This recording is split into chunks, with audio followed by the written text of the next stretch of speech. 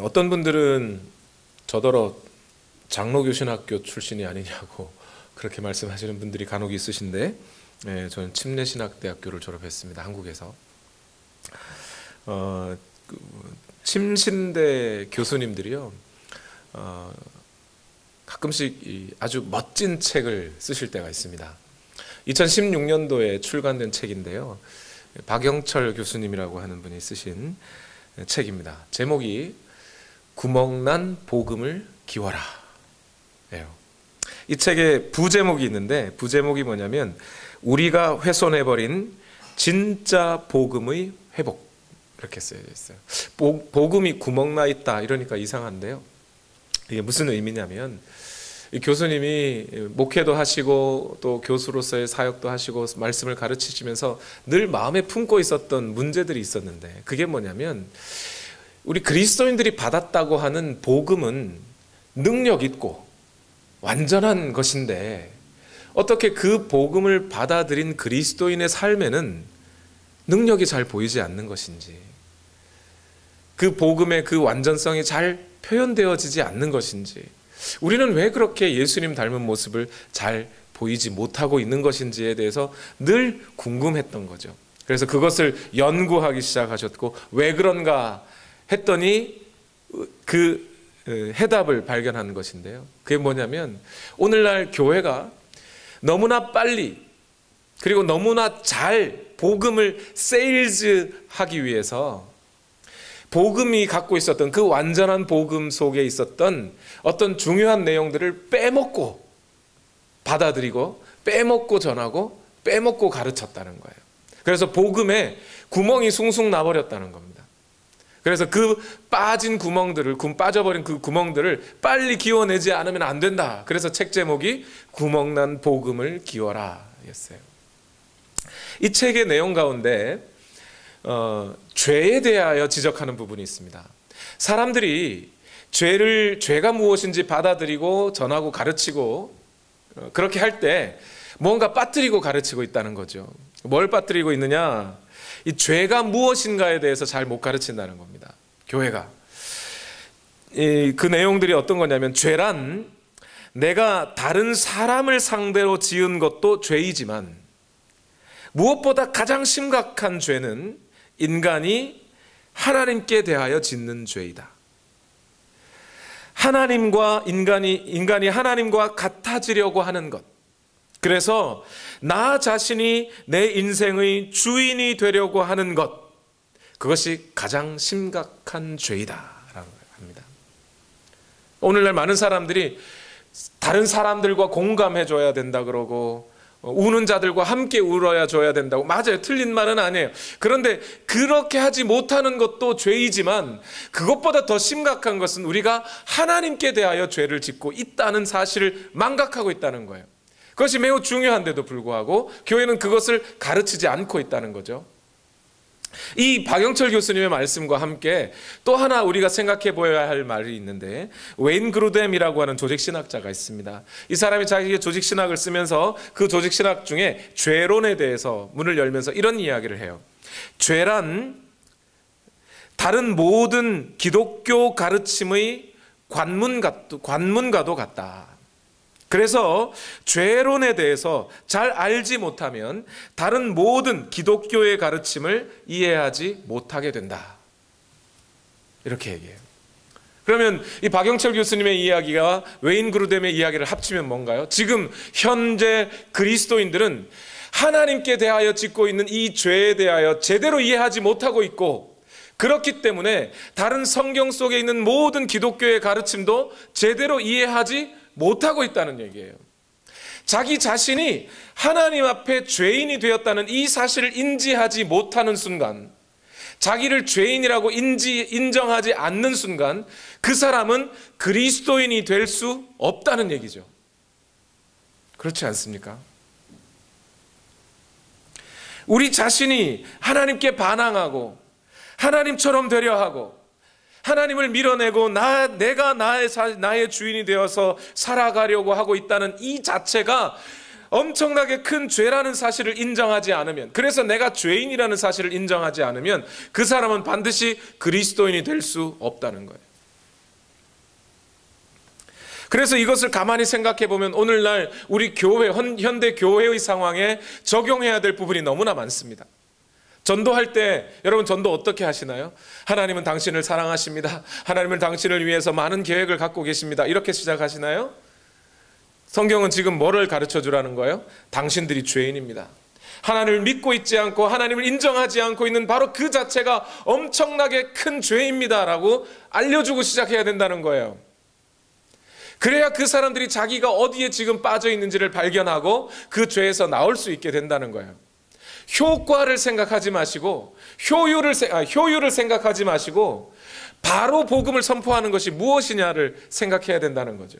선교도 마찬가지예요. 타문화권에 있는 사람들, 다른 종교를 갖고 있는 사람들에게 당신들이 살아계신 하나님을 인정하지 않고 있는 그 자체, 그것이 죄입니다 라고 알려줘야 한다는 거예요. 자녀 교육과 관련해서도 어떻게 가르쳐야 한다는 거예요?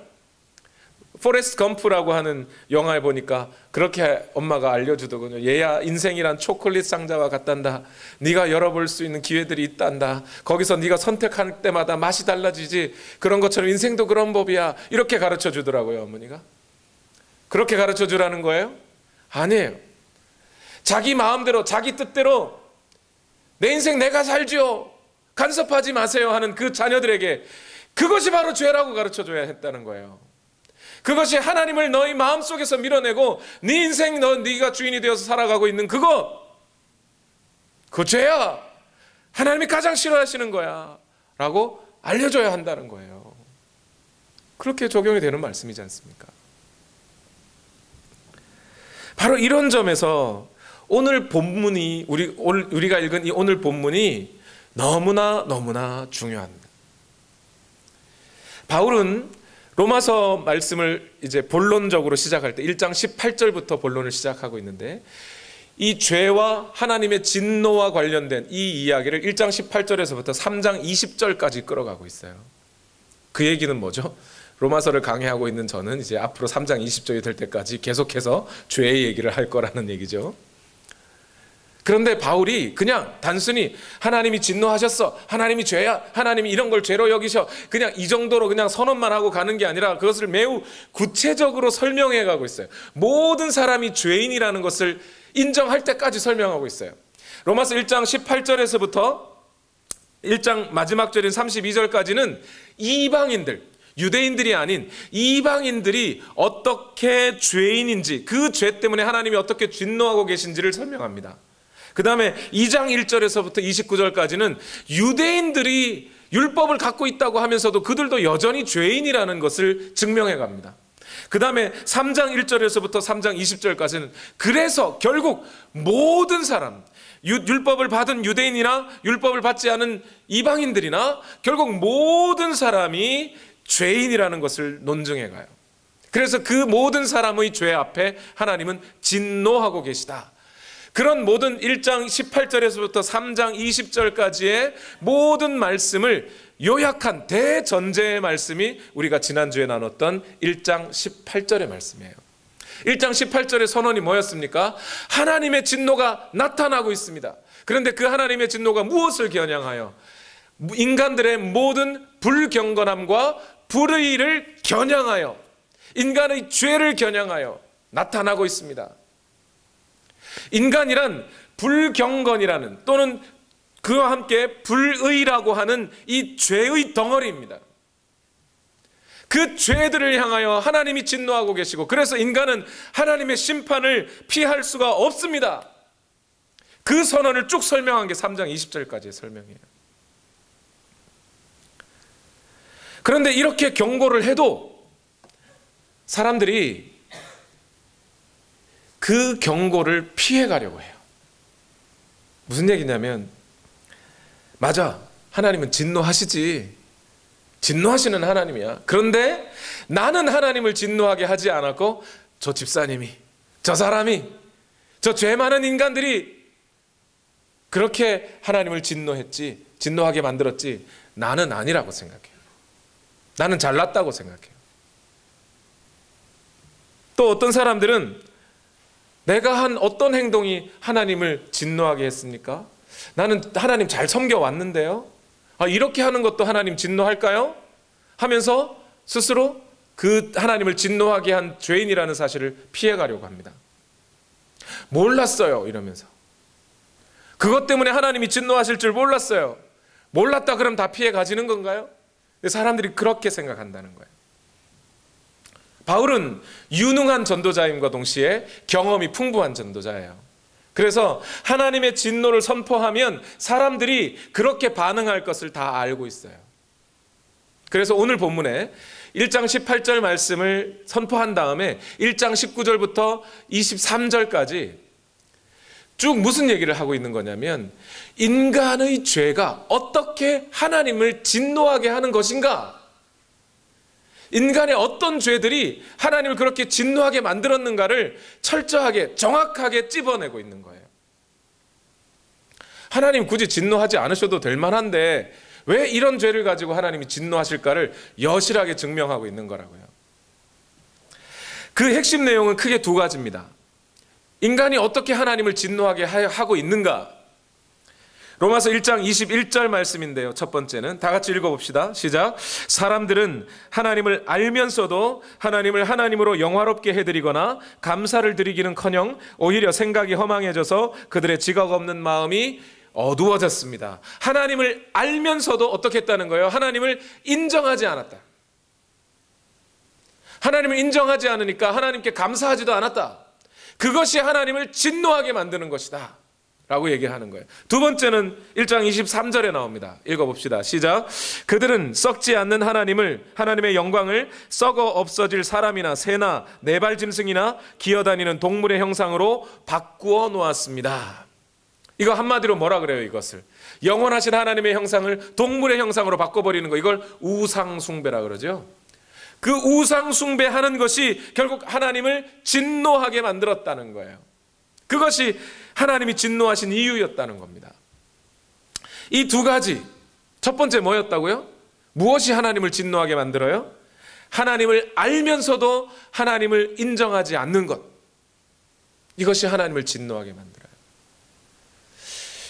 이걸 좀 쉽게 설명드리면 이런 겁니다. 여러분 수학여행 아마 학교에서 이제 다니실 때 수학여행 한두 번은 가보셨을 거예요. 근데 수학여행 가면 아이들이 뭐 하고 싶어요? 친구들이랑 간만에 막 여행도 가니까 술도 같이 좀 마시고 담배도 좀 피우고 화투 갖고 가서 화투도 좀 치고 카드도 놀이도 좀 하고 막 그러고 싶잖아요. 그것을 선생님들이 알아요, 몰라요? 알아요. 그래서 미리 선생님들이 광고합니다. 니네 가가지고 술 절대 일절 반입하면 안 돼. 담배 다 거둘 거야. 아니면 뭐 화투 갖고 가지 마. 다 경고해줘. 그리고 학생 주임 선생님이 니네 이거 갖고 가서 들키는 날에는 어떻게 벌을 받을 거야. 뭐 정학, 뭐 무기정학, 유기정학 뭐 이렇게 막 얘기 막 해줍니다. 그래도 아이들이 갖고 가요, 안 갖고 가요? 갖고 가요. 그러면 선생님이 이때쯤 되면 애들이 죄 짓고 있겠지 싶어서 어떻게 해요? 그때쯤 급습을 합니다. 그러면서 학생들이 뭐라 그래요? 야, 선생님 온다, 선생님 온다. 막 그래. 아무리 낮게 얘기해도 선생님이 그걸 들어요, 안 들어요? 다 듣습니다. 알고 있어요. 저도 학원 강사 해봤는데요, 다 들어요. 모르는 게 아니더라고요. 그런데 아이들이 와가지고 선생님이 뻔히 알면서 왔는데도 아이들이 감추고 아닌 척하면 어떻게 해요? 그게 선생님을 더 열받게. 그죠? 우리가 하나님을 알면서도 우리 마음에서 하나님을 밀어낼 때, 하나님을 없는 분 취급할 때 하나님의 입장에서는 그렇다는 겁니다. 하나님 그것을 진노하실 수밖에 없다는 거예요. 이렇게 말씀을 드리면 어떤 분은 그렇게 생각할 수 있어요. 아, 목사님 그건 비유니까 그렇고 인간이 어떻게 하나님을 알겠습니까? 인간이 무지한데 내 남편이나 우리 부모님이나 우리 자녀들 보니까 하나님을 너무 몰라요. 몰라서 안 믿는 건데 가르쳐줘야 믿죠. 여러분 정말 모를까요? 여러분 인간이 하나님을 아는 지식이 있다고 생각하십니까? 없다고 생각하십니까? 이 부분이요, 사실 교회 역사 가운데 가장 역사도 길고 매우 복잡한 논증들이 있어요. 로마서 주석을 이렇게 찾아보면 이 구절에서 엄청난 설명들이 많이 있는 책들이 있습니다. 대표적으로 칼 바르트라는 신학자하고 에밀 브루너라는 신학자가 있어요. 칼 바르트는 인간은 하나님을 알 수 없다, 그렇게 얘기하는 사람이고, 에밀 브루노는 그래도 인간은 조금이라도 하나님을 알 수 있는 흔적이 있다, 이렇게 말하는 사람입니다. 누가 맞느냐를 떠나서 오늘 본문이 뭐라고 말하느냐를, 성경이 뭐라고 말하느냐가 중요하죠. 오늘 본문 로마서 1장 19절 20절 다 같이 읽어봅시다. 시작. 하나님을 알만한 일이 사람에게 환히 드러나 있습니다. 하나님께서 그것을 환히 드러내 주셨습니다. 이 세상 창조 때로부터 하나님의 보이지 않는 속성, 곧 그분의 영원하신 능력과 신성은 그 사람이 그 지으신 만물을 보고서 깨닫게 되어 있습니다. 그러므로 사람들은 핑계를 댈 수가 없습니다, 이랬어요. 알 수 있는 길이 있다는 거예요, 없다는 거예요? 있다는 거예요. 인간은 만물을 보고서 알 수 있다는 겁니다.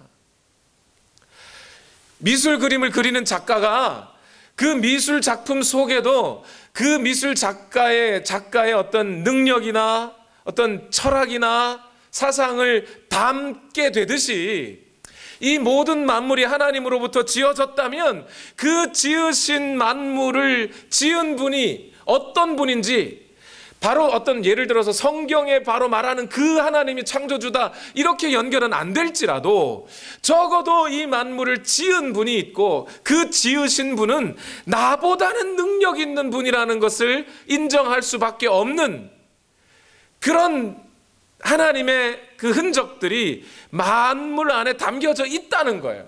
사람은 그걸 보고 하나님의 신성과, 하나님의 인간성이 아니죠, 신성과 하나님의 영원하신 능력을 인정할 수밖에 없도록 되어 있다는 거예요. 이게 무슨 말과 같으냐면, 여러분들이 사막을 가다가 예를 들어서 시계를 발견했습니다. 그럼 이제 시계를 발견하고서는, 아, 이 시계가 저 모래에 있는 철분이 자연적으로 녹아서 철이 되었구나, 우연히. 그리고 그 철분들이 우연히 녹아서 시계 바늘과 톱니바퀴를 이루었구나. 이 세상에 있는 에너지들이 우연히 모아져서 시계에 가서 시계를 돌리고 있구나. 시계가 우연히 이 세상의 시간을 12진법으로 나누어서 0시부터 12시까지 나누고 우연히 정확하게 오늘 현재 시간을 알려주고 있구나, 이렇게 생각하십니까? 아니면 이거 누가 떨어뜨렸는데? 이렇게 생각하시나요? 전자예요, 후자예요? 후자죠, 당연히. 마치 그러한 것처럼 이 세상의 사시사철과 공전과 자전과 회전율을 보면서 어김없이 봄이 지나면 여름이 오고 여름이 오면 가을이 오듯이, 저 해와 먼 곳으로부터는 추운 자리고 해와 가까운 곳이 더워지듯이, 인간의 몸도 보면, 제가 지금 이 말을 하고 있는데 인간의 세포가 수조 개가 모여가지고 하나의 어떤 메시지를 전달하고 있잖아요. 이것이 우연히 어떻게 이루어진 것이겠습니까? 시계보다 훨씬 더 복잡한 인간이 말입니다. 그러니 우리는 어떻게 생각해야 한다는 거예요? 이 우주 만물을 보면서, 아, 이 우주 만물을 누군가가 만들었겠구나. 그리고 그 만든 분이 있고 그 만든 분은 적어도 나보다는 능력 있으신 분이구나. 그분은 내가 신이라고 부를 만한 어떤 분이구나. 이 정도는 알 수 있단 말이에요. 알 수 있는데도 불구하고 사람들은 그 마음에 하나님을 멀리 한다는 겁니다. 부정한다는 거예요. 그런 점에서 이 세상에는 무신론이 있는 게 아니고요, 불신론이 있는 겁니다. 하나님이 없다고 해서 하나님 없음을 증명하는 게 아니라, 살아계신 그 하나님을, 꼭 성경의 하나님은 아니더라도 하나님이 존재하고 계시다는 그 사실이 만천하에 공개되어 있음에도 불구하고 사람들은 그 마음에서 하나님을 부인하려고 애를 쓰고 있다는 거예요. 그런데 하나님을 부인하고 있는 그것이, 그 하나님을 인정하지 않고 그 하나님께 감사하지 않고 있는 그것이 얼마나 나쁜 것인지 아느냐. 살아계신 하나님을 없는 분 취급해버리는 것, 그것이 얼마나 나쁜 것인지 아느냐고요. 여러분, 부부싸움을 하면 사람들이, 부부싸움도 성격대로 해요. 그죠? 어떤 분은 집어던지시고 어떤 분은 말을 하시고 막, 그죠? 예. 어떤 분들은 멱살을 잡고 막, 어떤 분은 폭력까지. 우리 부부는 아닙니다. 저희는 폭력을 행사하지는 않습니다. 그런 적도 없습니다. 예. 그런데 어떤 분들은 그 싸움을 하면 어떤 분들이 있어요? 말을 안 해. 앞에서, 눈앞에서 배우자가 지나가도 못 본 척해요. 말을 걸어도 말을 안 해요. 근데 그것이 상대방을 피를 말리는 일이라는 거 아십니까? 어떻게든 말이라도 해야 뭐 설득이라도 하고 아니면 뭐 핑계라도 대고 그러죠. 그런데 말을 하면 대화 자체를 하면 끊어버려, 마음에서 밀어내버리는 거, 이거 상대방을 피 말리는 일이에요. 그런데 인간이, 하나님이 지으신 인간이, 가장 지혜롭다고 하는 인간이, 하나님께서 그 형상을 심어 놓으신 인간이 하나님께 대하여 하나님을 없는 분 취급해버린다는 겁니다. 하나님은 관계를 맺고 하나님은 그 인간으로부터 인정을 받고 싶어 하시는데 인간이 하나님을 끊어내버리고 있다고요. 없는 분 취급한다고요. 하나님의 피를 말려버리고 있다는 거예요. 그런 인간의 태도가 하나님을 진노하시게 하는 것은 너무나 당연하다는 겁니다. 그게 지금 바울의 지금 설명이에요. 두 번째로, 인간의 행동이 어떻게 하나님을 진노하게 하시는가? 두 번째가 뭐였어요?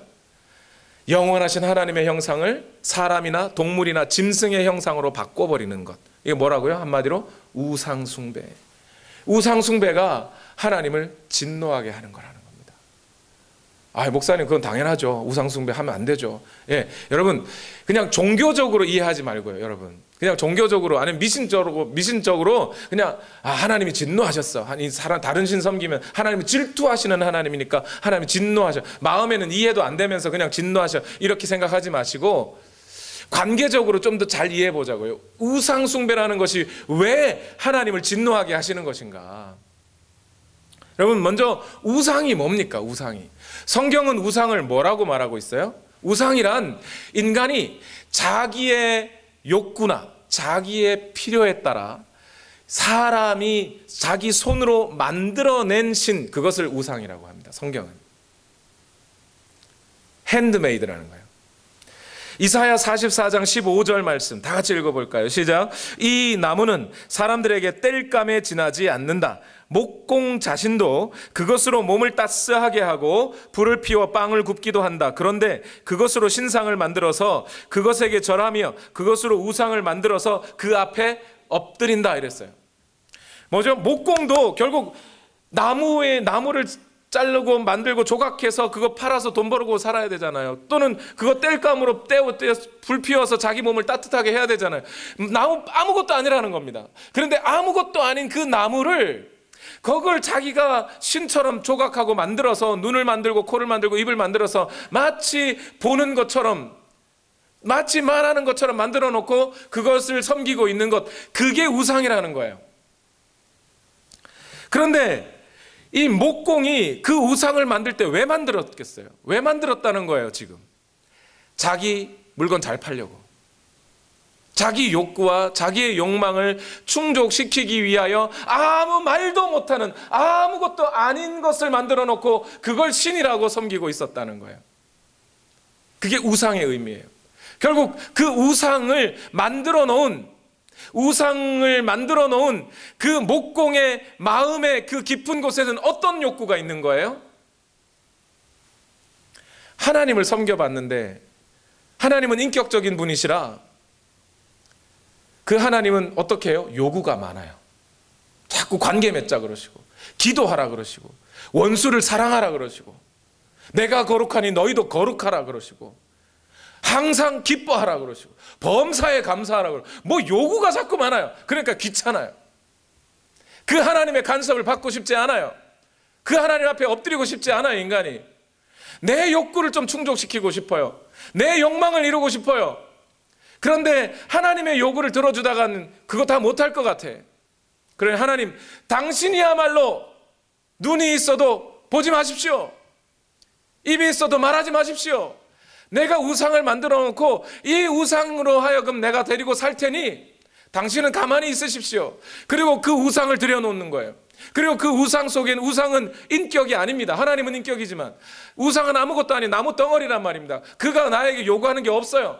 내 요구를 그가 들어주는 거죠. 그러니까 내가 하고 싶은 대로, 우상을 섬길 때는 내가 하고 싶은 대로 해도 되는 거죠.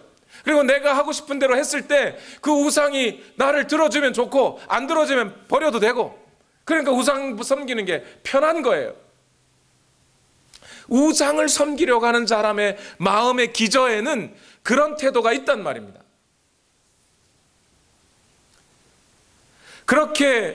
그래서 우상 숭배는요, 항상 성적인 타락, 돈의 숭배, 이런 것들과 같이 가요. 로마도 그랬고요, 고린도도 그랬어요. 우상이 범람하는 곳에 성적인 타락이 항상 따라갔어요. 왜요? 내 성적인 욕구를 충족시키려고 하는데 하나님은 막거든요. 그런데 우상을 섬기면 우상은 괜찮아, 뭐라고 하지 않아. 오히려 내 성적인 욕구를 그 우상 핑계로 충족시킬 수 있어요. 우상의 신전에 가서 거기서 얼마든지 성적으로 다른 그 신전에 있는 여사제들과 성적인 관계 맺으면서 살 수 있거든요. 이런 우상 숭배자들의 말로에 대해서 이사야서 44장 20절은 이렇게 말합니다. 읽어봅시다. 시작. 타고 남은 재로나 배를 채우려는 자들, 그들은 어리석은 마음에 미혹되어서 도움마저 받지 못한다. 손에 쥐고 있는 우상이 참 신이 아니라는 것을 받아들이려 하지 않는다 이랬어요. 우상 섬기는 사람들이 어떤 삶을 살고 있다고요? 타고 남은 재로 배를 채우고 있는 거라는 거예요. 우상 그거 아무것도 아닌데 그거 태워가지고 재를 만들어서 그 재로 배를 채우면 나는 뭐가 되는 거예요? 허무한 인생이죠. 그걸로 배가 불러집니까? 안 돼요. 생명이 얻어집니까? 안 돼요. 살 수 없어요. 나도 그 우상처럼 죽고 마는 거예요. 이게 무슨 얘기예요? 지금 로마서 1장 19절 이후에 하셨던 말씀이 뭡니까? 22절, 1절, 2절에 창세로부터 이렇게 얘기하고 있어요. 하나님께서 인간을 지을 때 뭘로 만드셨어요? 하나님의 형상으로 지으셨다고요. 하나님의 닮은 꼴을 그 안에 집어넣고 하나님을 섬기며 하나님과 닮도록 지었다고요. 그런데 인간이 한 마음에서 하나님을 밀어내고 우상을 섬기니 우상과 닮아버리는 거예요.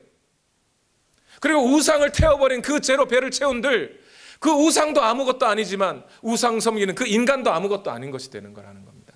죄로 배를 채우는 사람들. 하나님이 그 자기를 닮은 꼴을 인간에게 넣어 그렇게 지어버린 인간이 우상 섬기고 있다니, 그럼 하나님 마음이 어떻겠습니까? 그러니 하나님이 진노하실 수밖에요.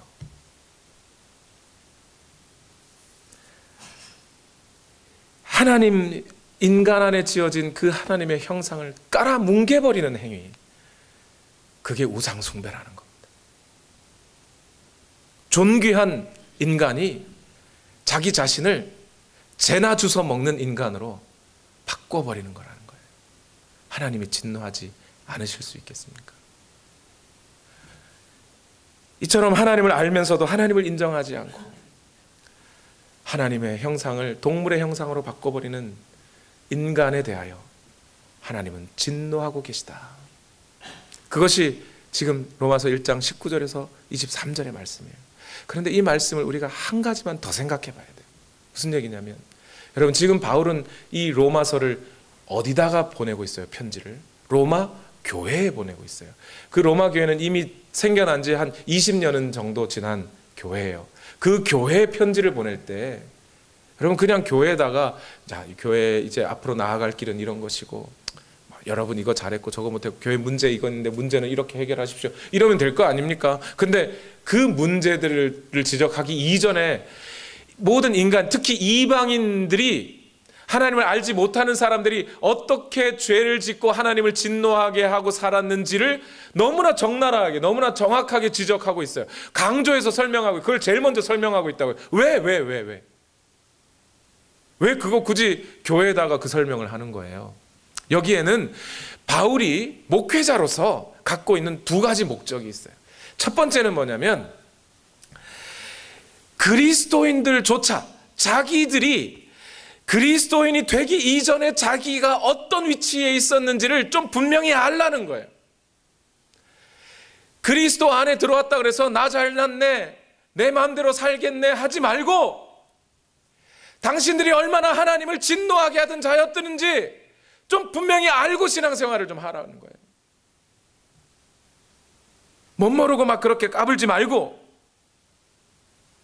여러분 한번 생각해 보세요.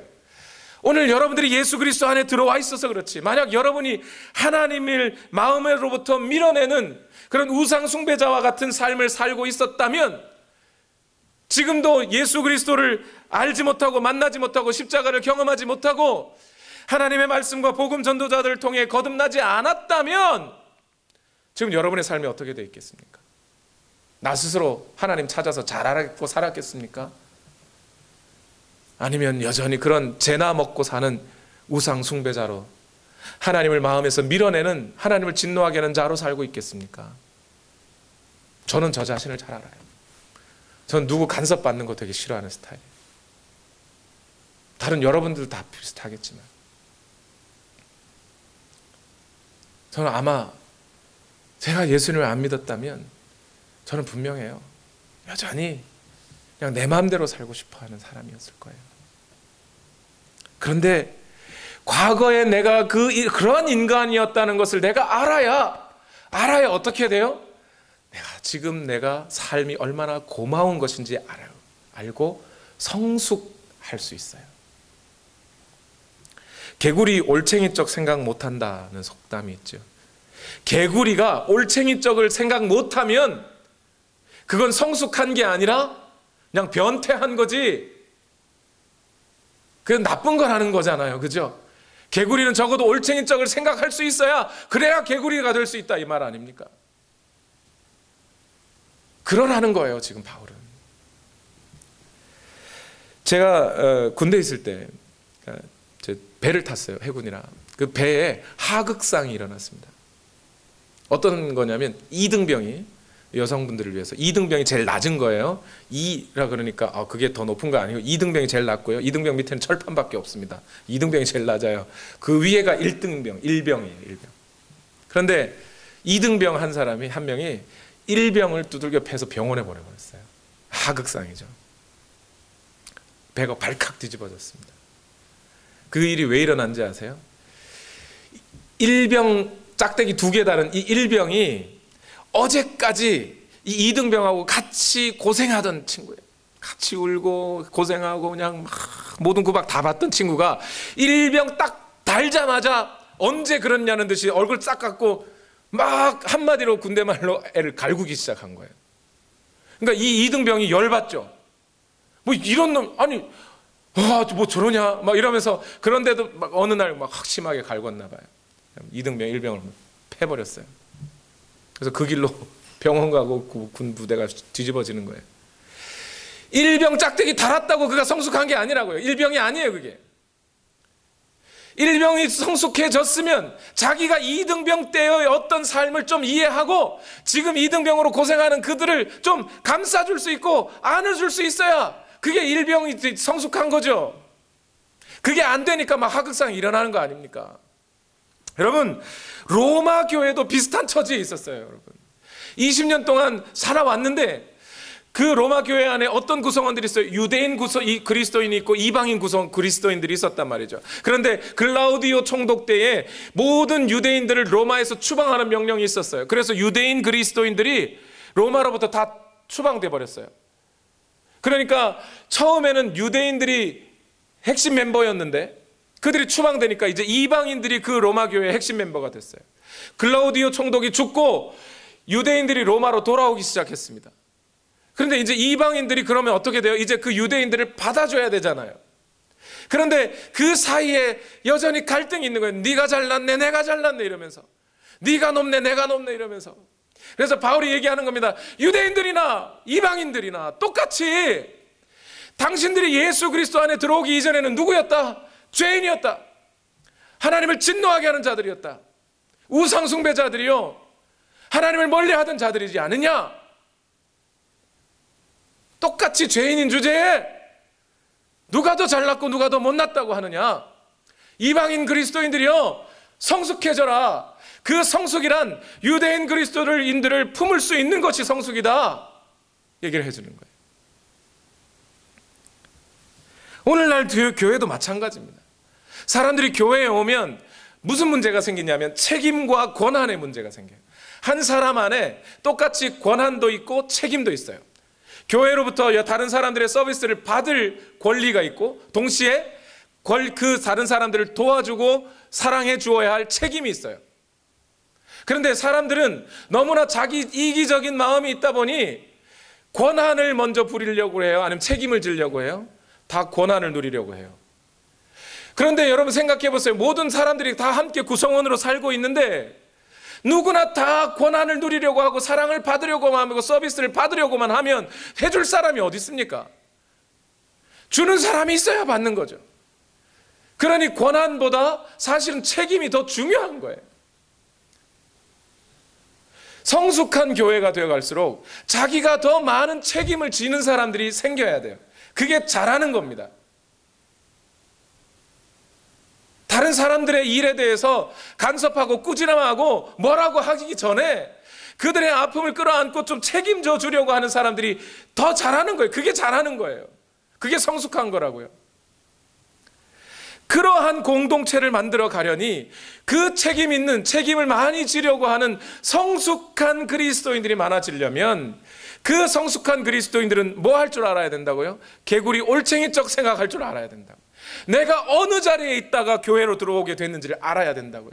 그래야 하나님 앞에 겸손하고 현재의 삶에 감사하며 교회의 일들에 책임을 지고 살아가는 인간이 되는 거예요.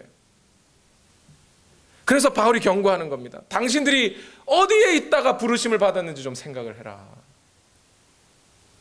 두 번째로 바울이 지금 이 이방인들의 죄에 대해서 이렇게 적나라하게 드러내주려고 하는 데는 또 한 가지 이유가 있어요. 비록 그리스도인들이 되었다 할지라도, 이제 죄의 종이 아니라 하나님의 종이 되었다 할지라도 그들 가운데 여전히 죄의 세상 속에 살아가고 있다 보니 그들은 경계하며 살아야 할 죄들이 있단 말입니다. 그 중에서도 가장 두려운 죄, 가장 경계해야 할 죄, 그게 뭐예요?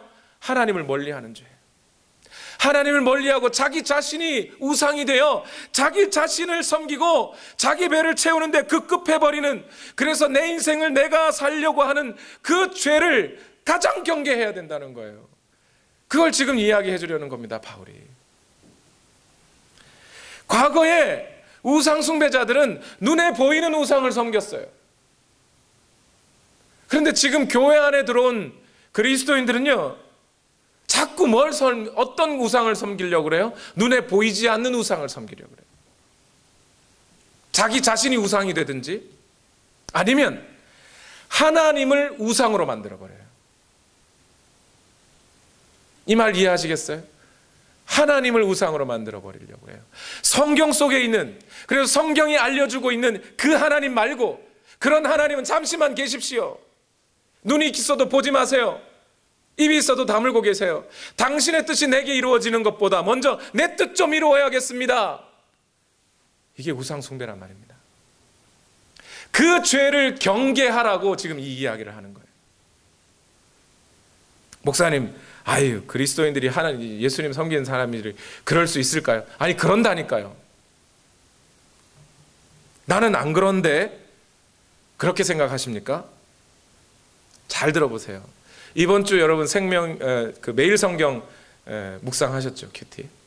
그 매일 성경 큐티 요즘 본문이 여호수아서예요. 여호수아가 이제 가나안 땅에 들어와서 정복 전쟁을 치르잖아요. 그 정복 전쟁을 치르고 그 다음에 땅을 다 분배해주고 지파별로, 그리고 여호수아 나이가 많이 들어서 이제 죽을 때가 다 됐어요. 죽기 직전에 여호수아가 이스라엘 백성들에게 매우 중요한 말씀을 남겨요.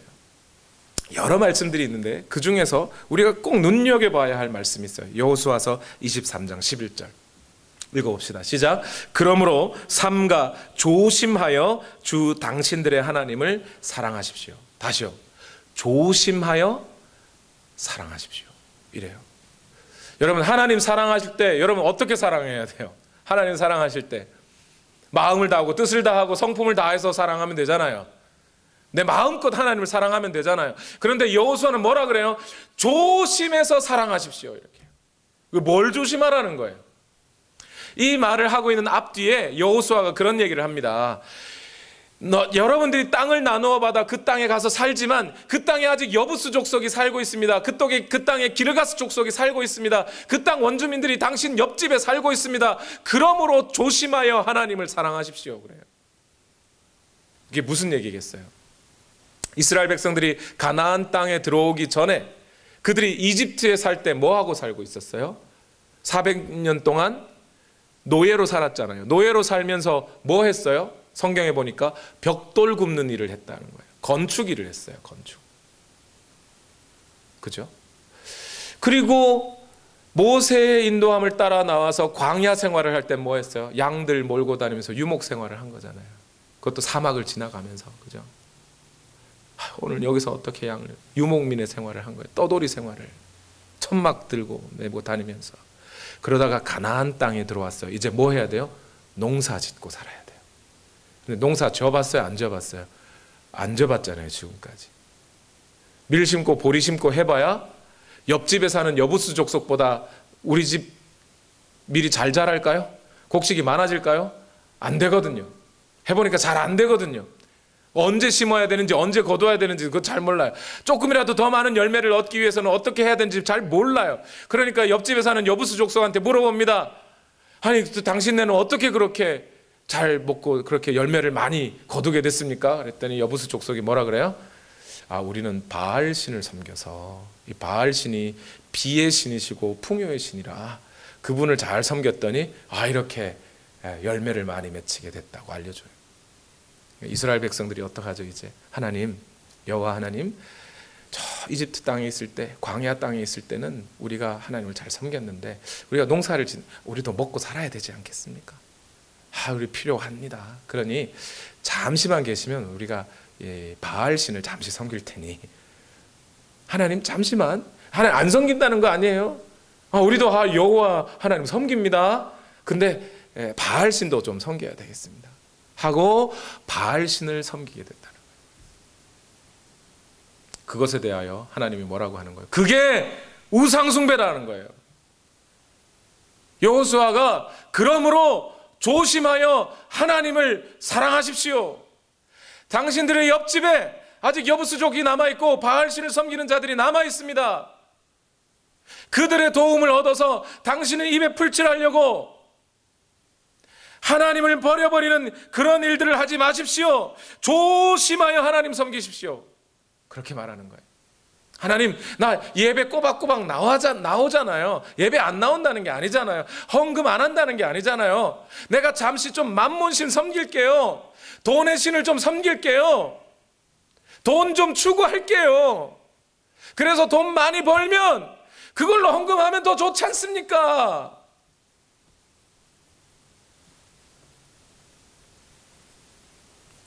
그런데 하나님은 그걸 뭐라고 한다고요? 그걸 우상숭배라고 한다고요. 지금 현대 교회가 이 세상 속에 자리 잡고 있어요. 우리 옆집에 여전히 우상숭배자들이 옆집에 남아있단 말입니다. 그들이 어떻게 잘 됐나? 그들이 어떻게 회사를 경영할 수 있게 됐나? 그들이 어떻게 저렇게 훌륭한 기업인이 되었나? 내가 그것 좀 배우고 올게요.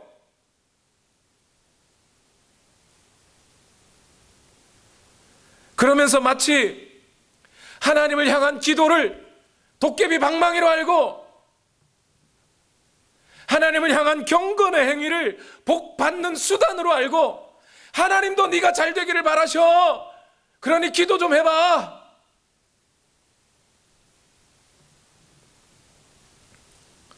하나님도 당신이 성공하기를 원한다고 저 휴스턴의 조 목사님이 맨날 얘기하잖아요. 그게 뭐예요? 우상숭배라니까요. 그게.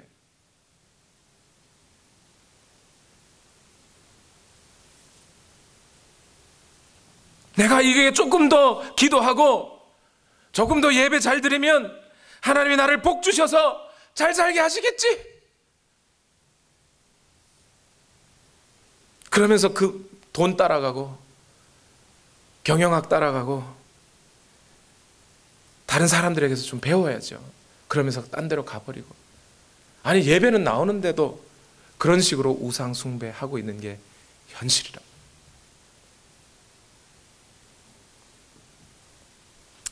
육체의 경건을, 하나님을 향한 경건을 복받는 수단이라고 가르치는 사람들을 금방 따라가 버렸던 갈라디아 사람들을 향하여 사도 바울이 분명히 경고했습니다.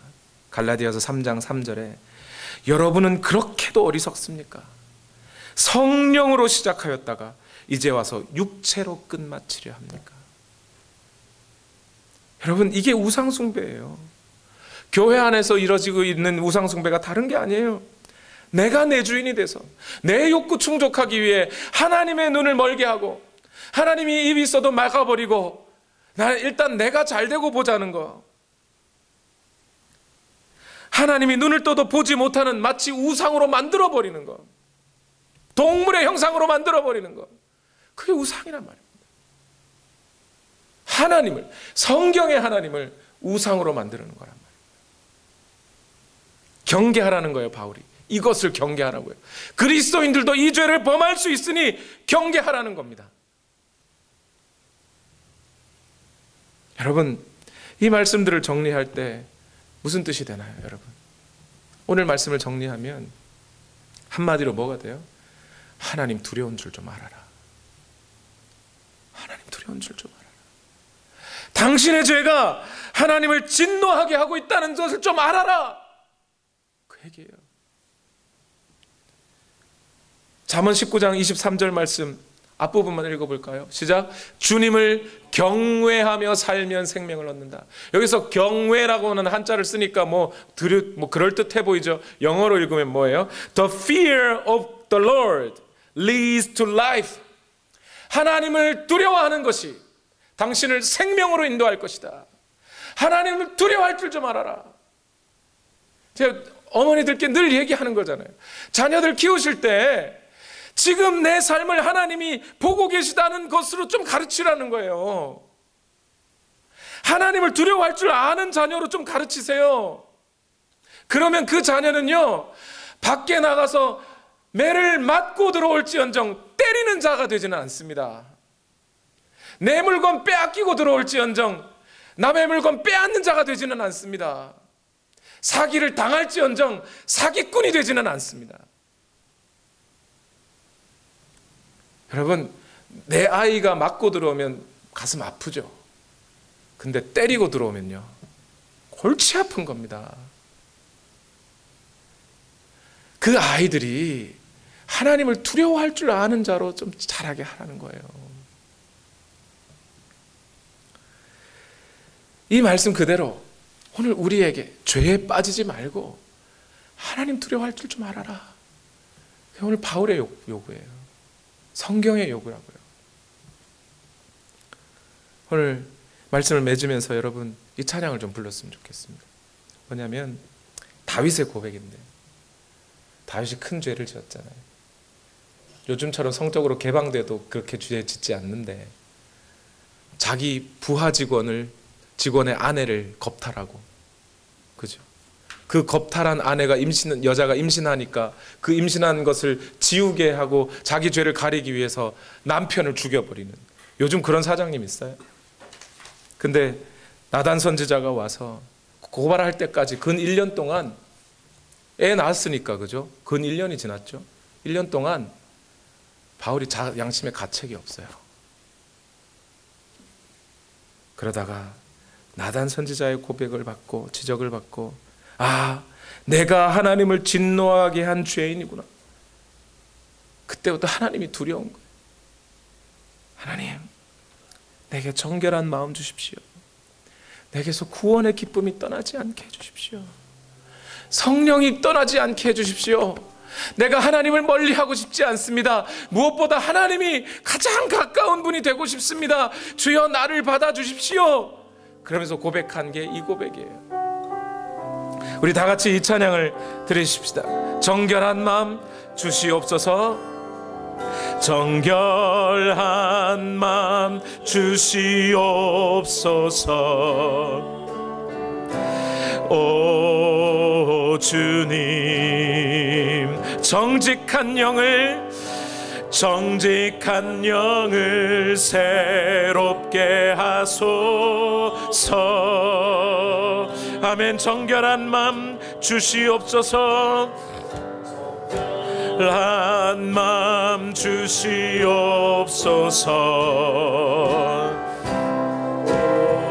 오 주님, 정직한 영을 새롭게 하소서. 나를 주님 앞에서 멀리하지 마시고, 주님 앞에서 멀리하지 마시고, 주의 성령을 거두지 마옵소서. 그 구원의 기쁨 다시 회복시키시고, 기쁨 다시 회복시키시고, 변치 않는 맘, 변치 않는 맘 내 안에 주소서. 나를 주님 앞에서 멀리하지 마시고, 주님 앞에서 멀리하지 마시고, 주의 성령을 거두지 마옵소서. 내게 그 구원의 기쁨을 회복시켜 주옵소서.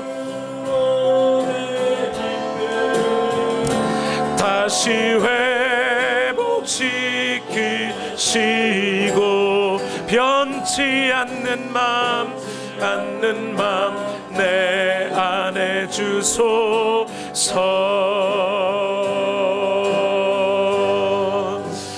우리 시간 다 같이 함께 기도하십시다. 하나님,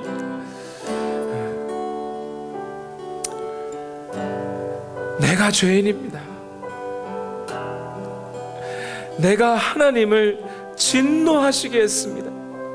예, 나는 이것이 어떻게 하나님을 진노하시는 것인지 잘 몰랐습니다. 그러나 그럼에도 불구하고 인정할 수밖에 없는 것은 내가 죄인이라는 사실입니다. 또 지금도 여전히 그러한 죄에 빠져들고 있음을 고백합니다. 하나님을 멀리하고 마음으로부터 하나님의 간섭을 받지 않으려고 하고, 하나님의 뜻이 이루어지는 것보다 내 뜻 이루어지는 게 중요하고, 하나님의 목적보다 내 인생의 목적 이루는 것이 더 중요해서 이 세상의 우상 숭배자들로부터 좀 배우려고 하고, 그래서 하나님은 눈먼 자로, 하나님은 입이 없는 자로 만들어버리는 그런 우를 범하는 자입니다. 주여, 나를 용서하시고 이제 다시는 하나님으로부터 멀리 떠나, 아니 마음으로부터 하나님을 밀어내어 하나님을 진노케 하는 자가 되지 않기를 원합니다. 주여, 나를 붙들어 주시옵소서. 나를 인도하여 주옵소서. 하나님의 말씀이 나를 인도하여 주시옵소서. 우리 시간 다 같이 함께 기도하시겠습니다. 살아계신 하나님, 오늘도 우리의 마음을 붙들어 주시옵소서. 하나님의 은혜를 허락하여 주시옵소서. 주의 능력으로 우리를 인도하여 주시기를 원합니다. 주여, 역사하여 주시옵소서.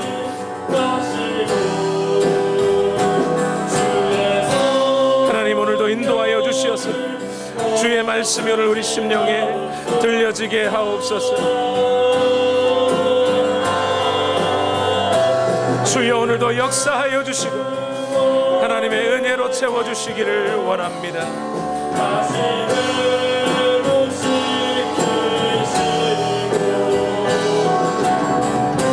변치 않는 마음 내 안에 주소서.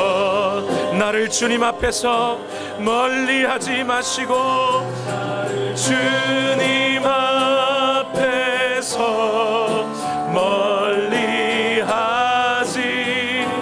마시고, 주의 성령을 거두지 마옵소서.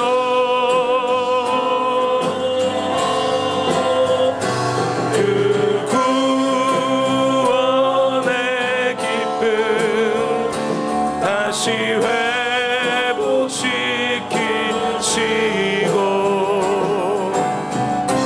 변치 않는 맘 내 안에 주소서.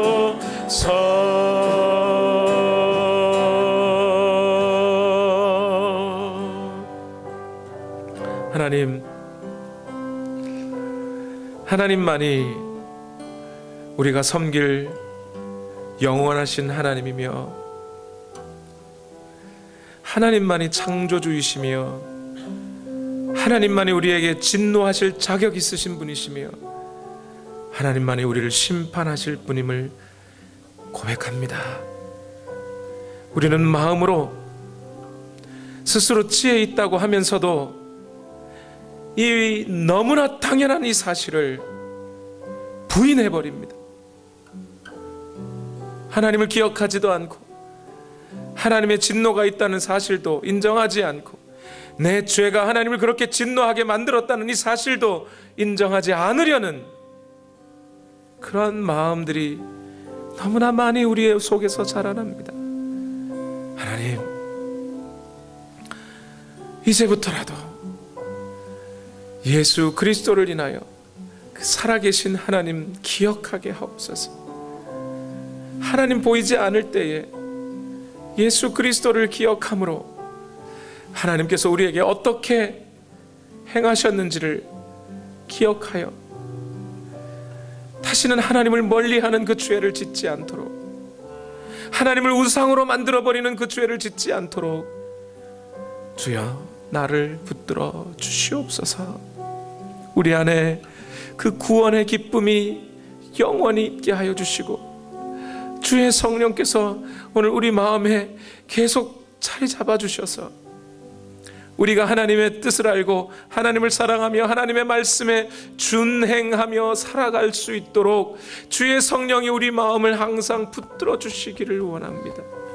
내가 내 힘으로 붙들 수 없음을 고백합니다. 나는 그런 죄인입니다. 그러니 주여 나를 인도하여 주시옵소서. 또한 이 시간 하나님 앞에 예물을 올려드립니다. 너희는 먼저 그의 나라와 그의 의를 구하라 하신 말씀을 쫓아서 내 뜻보다 하나님의 뜻이, 하나님의 의가 이루어지기를 먼저 구하며 예물을 올려드립니다. 이 모든 것이 너희에게 더할 것이다 하신 그 예수님의 약속의 말씀 또한 우리 모두의 삶에 이루어지게 하옵소서. 예수님의 이름으로 기도하옵나이다. 아멘.